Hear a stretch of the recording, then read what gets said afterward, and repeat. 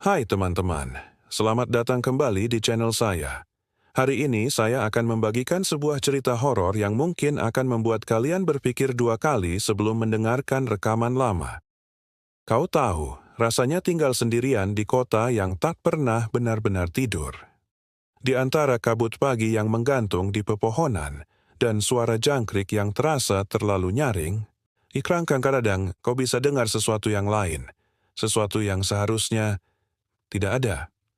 Namaku Satrio, usia 36 tahun, belum menikah, hidup sendirian di pinggir kota Bogor. Orang-orang bilang aku pria yang menarik, tapi itu hanya topeng. Karena tiap malam, aku mendengar suara dari tempat yang tak pernah kudatangi lagi, gudang tua di Jalan Pandu. Siang harinya, aku bekerja di sebuah perusahaan distribusi logistik. Kantornya kecil tapi rapi, dan dari sinilah semua dimulai. Rekan kerjaku, Dimi, pagi itu bertanya tentang suara sirene yang dia dengar jam 2 pagi. Tapi aku tahu itu bukan sirene biasa. Hilman, rekan kerja lainnya, menceritakan tentang kabel PLN yang meleleh tanpa sebab. Aku hanya bisa diam, karena dalam hatiku aku tahu suara itu bukan sirene. Aku sudah mendengarnya dari kaset tua yang kutemukan. Kaset itu berisi pesan mengerikan. Jika kau mendengar ini, jangan teruskan.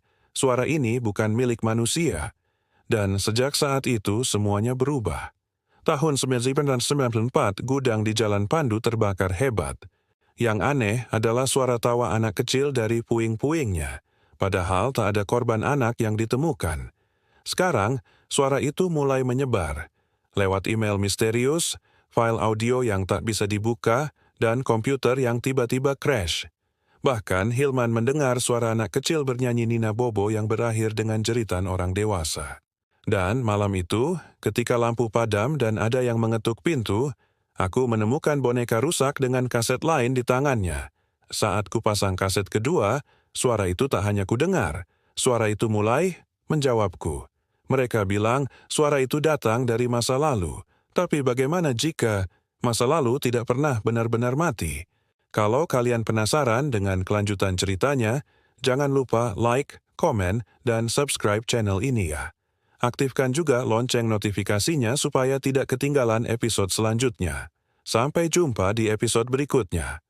Untuk yang mengalami kecemasan setelah mendengar cerita ini, jangan ragu untuk mencari bantuan profesional atau berbicara dengan orang terdekat.